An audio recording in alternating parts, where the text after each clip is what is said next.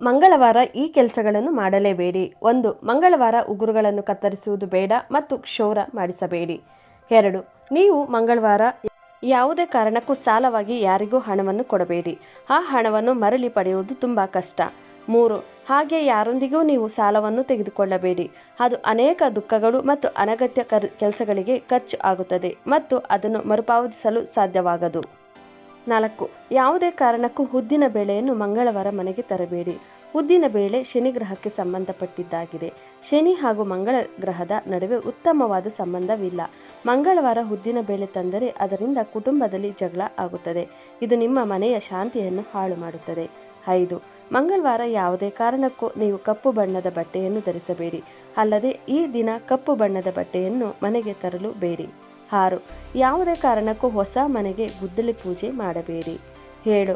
ಅಪ್ಪಿ ಮಂಗಳವಾರ ಭೂಮಿ ಖರೀದಿ ಮಾಡಿದರೆ ಅಥವಾ ಗುದ್ದಲಿ ಪೂಜೆ ಮಾಡಿದರೆ ಮನೆಯಲ್ಲಿ ಅನೇಕ ರೋಗಗಳು ಬರಬಹುದು ಮತ್ತು ಕುಟುಂಬದಲ್ಲಿ ಆರ್ಥಿಕ ಮುಗ್ಗಟ್ಟು ಕೂಡ ಉಂಟಾಗುತ್ತದೆ. 8.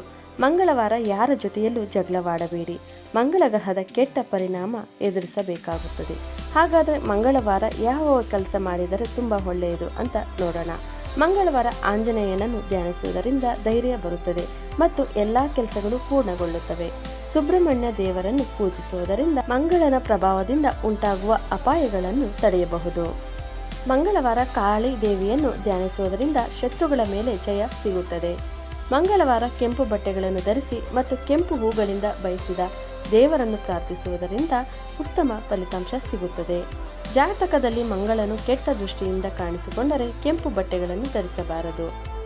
ಮಂಗಳವಾರ ಸಾಲವನ್ನು ತೀರಿಸಿದರೆ ಆ ಸಾಲವನ್ನು ಬೇಗನೆ ತೀರಿಸಲಾಗುತ್ತದೆ. ಮಂಗಳವಾರ ನಮ್ಮ ಬ್ಯಾಂಕ್ ಖಾತೆಯಲ್ಲಿ ಬಹಳಷ್ಟು ಹಣವನ್ನು ಠೇವಣಿ ಇಡುವುದರಿಂದ ಅದು ಬೆಳೆಯುತ್ತದೆ. ಮಂಗಳವಾರ ರಾಹುಕಾಲದಲ್ಲಿ ಮಧ್ಯಾಹ್ನ 3ರಿಂದ ಸಂಜೆ 4:30 ದುರ್ಗಾದೇವಿ ದರ್ಶನ, ದುರ್ಗಾ ಸ್ತೋತ್ರಗಳನ್ನು ಪಠಿಸುವುದರಿಂದ ಆಧ್ಯಾತ್ಮಿಕ ಶಕ್ತಿ ಹೆಚ್ಚಾಗುತ್ತದೆ.